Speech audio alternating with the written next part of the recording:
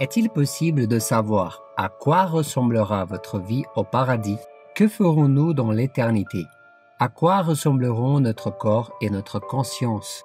Reconnaîtrons-nous les personnes qui ont fait partie de notre vie ici sur Terre? Aurons-nous des volontés, des sentiments et des émotions? Vous ne le savez peut-être pas, mais la Bible en dit beaucoup plus sur l'éternité que vous ne le pensez. Nous sommes influencés par ce que nous voyons dans les films, les livres et surtout dans la religion, et nous commençons donc à croire à des idées qui ne sont pas toujours les plus correctes concernant l'éternité. La plupart des gens voient le paradis comme un lieu de repos, monotone, où il n'y a pas grand-chose à faire. Ils voient l'éternité comme un spa ou une maison de retraite. Mais est-ce là le paradis où la Bible dit que nous irons après notre mort? Certainement pas. Dans cette vidéo, je vais donc vous montrer ce que devrait être la vie d'un chrétien aux côtés de Jésus dans la gloire éternelle. Mais avant de commencer, cliquez sur le bouton like et abonnez-vous maintenant si vous aimez le contenu que nous faisons sur cette chaîne. Faites ça plutôt maintenant pour ne pas oublier à la fin et sachez que cela nous motive énormément à faire d'autres vidéos comme celle-ci pour vous. Activez aussi la cloche de notification, comme ça vous ne manquez jamais les nouvelles vidéos. Regardez cette vidéo jusqu'au bout et laissez votre commentaire en disant ce que vous pensez du contenu. Alors on commence. Tout d'abord, parlons de ce que sera notre corps au paradis. Dans le verset 2 du chapitre 3 du premier livre de Jean, la Bible nous assure que nous serons comme Jésus et que tout comme lui, nous aurons aussi un corps glorifié. Voici ce que l'apôtre Paul a dit à ce sujet. Quant à nous, notre droit de cité est dans le ciel, d'où nous attendons aussi comme sauveur le Seigneur Jésus-Christ. Il transformera notre corps de misère pour le rendre conforme à son corps glorieux par le pouvoir qu'il a de tout soumettre à son autorité. Cela signifie que nous aurons un corps qui ne se fatigue pas, ne ressent pas la douleur, ne vieillit pas et ne meurt pas. Donc ce nouveau corps sera capable de revêtir plus d'une caractéristique humaine.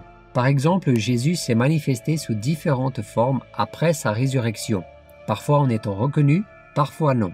Une autre caractéristique frappante de ce corps est la façon dont il se déplace d'un endroit à l'autre.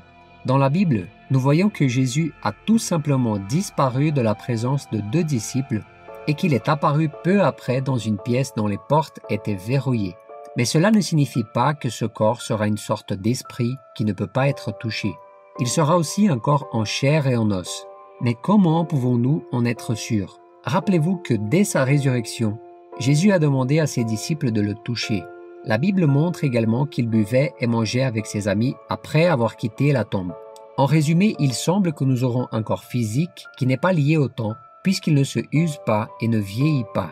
Il n'est pas lié à la matière, puisqu'il peut soit traverser un mur, soit s'y appuyer. Et il n'est pas non plus lié à l'espace, car il peut se déplacer d'un endroit à l'autre, quelle que soit la distance. Nous pouvons manger, marcher et respirer sans dépendre de la nourriture, de la gravité ou de l'oxygène. Pouvez-vous imaginer un tel corps? Et que dit la Bible sur ce que sera notre conscience au paradis? Reconnaîtrons-nous les personnes qui ont fait partie de notre histoire ici sur Terre, bien que la Bible dise dans Ésaïe 65, verset 17, qu'au ciel il n'y aura plus de souvenirs des choses passées, ni de mémoire d'elles. Le passage ne parle pas des relations que nous avions avec les gens ici, mais plutôt de l'angoisse, de la tristesse et de la souffrance. Il est très important que vous sachiez que nous ne subirons pas de lavage de cerveau lorsque nous atteindrons l'éternité. Oui, nous serons parfaits et nous continuerons à avoir notre propre personnalité et identité en étant pleinement conscients de ce que nous sommes et de qui sont les autres. Et la chose la plus étonnante est que la Bible dit que nous connaîtrons Dieu de la même manière qu'il nous connaît. Pouvez-vous imaginer à quel point ce sera merveilleux? Mais qu'en est-il de nos sentiments? Aurons-nous des désirs et des émotions dans l'éternité? Oui, nous les aurons, car la Bible garantit que le paradis est un lieu de plaisir et de joie éternelle. Regardez ce que dit le psalmiste. « Tu me fais connaître le sentier de la vie. Il y a d'abondantes joies dans ta présence, un bonheur éternel à ta droite. » En fait, la parole de Dieu nous montre au chapitre 21 d'Apocalypse qu'au ciel, nous ne ferons que des expériences nouvelles, bien meilleures et plus grandes que tout ce que nous pouvons expérimenter dans ce monde. En plus de tout cela, une autre chose qui nous étonnera au paradis, ce sont les choses que nous y ferons et verrons.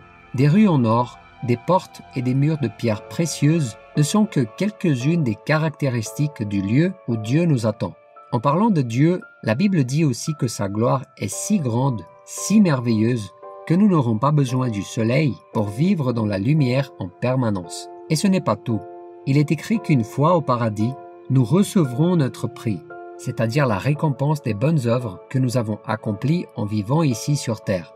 Oui, le salut nous a été donné par la grâce, indépendamment de nos œuvres, mais la récompense sera le fruit de notre travail pour le royaume. Nous ne savons pas à quoi ressembleront ces récompenses, mais connaissant la puissance et l'amour de Dieu pour nous, nous pouvons être sûrs qu'elles seront des choses merveilleuses que nous ne pouvons même pas imaginer. Et contrairement à ici sur terre, il n'y aura pas de sentiment d'envie pour ceux que les autres recevront, ni même de tristesse pour ceux qui ne seront pas sauvés. Et la raison pour laquelle nous serons pleinement satisfaits est que nous aurons la certitude et la joie de savoir que Dieu a été parfaitement juste. L'apôtre Pierre a écrit « Mais nous attendons, conformément à sa présence, un nouveau ciel et une nouvelle terre où la justice habitera. » Mais même si toutes ces possibilités semblent incroyables à nos yeux, il doit être bien clair que même comme ça, nous imaginons des choses infiniment inférieures à celles que nous trouverons effectivement aux côtés de Dieu. En outre, Jésus nous a montré qu'aucun renoncement que nous faisons dans ce monde ne sera trop grand pour ce que nous hériterons au ciel. Face à cela, réfléchissez un instant. Cela vaut-il encore la peine de continuer à vivre dans le péché, sachant que cela nous éloigne de la présence de Dieu? Cela vaut-il la peine de rejeter le salut pour vivre quelques plaisirs passagers de cette terre? La Bible dit, en effet, Dieu a tant aimé le monde qu'il a donné son Fils unique afin que quiconque croit en lui ne périsse pas mais ait la vie éternelle. Dieu, en effet, n'a pas envoyé son Fils dans le monde pour juger le monde, mais pour que le monde soit sauvé par lui. Celui qui croit en lui n'est pas jugé, mais celui qui ne croit pas est déjà jugé et condamné parce qu'il n'a pas cru au nom du Fils unique de Dieu. Et voici quel est ce jugement. La lumière est venue dans le monde, et les hommes ont préféré les ténèbres à la lumière parce que leur manière d'agir était mauvaise. Alors mon frère, si tu veux passer l'éternité au paradis, à côté de Dieu, à vivre avec Jésus et tous ces hommes et femmes de la Bible, tu dois te repentir de tes péchés et remettre ta vie au Christ. Ce n'est qu'alors que vous serez délivrés de la damnation en enfer et que vous deviendrez héritiers du royaume des cieux. Si vous avez aimé ce message, partagez-le avec vos amis et votre famille et ne manquez pas de vous abonner sur la chaîne maintenant. Regardez aussi ces autres vidéos que nous vous avons mis en recommandation ici. Je suis sûr qu'elles peuvent vous aider dans beaucoup de domaines. Que Dieu vous bénisse et je vous dis à la prochaine vidéo.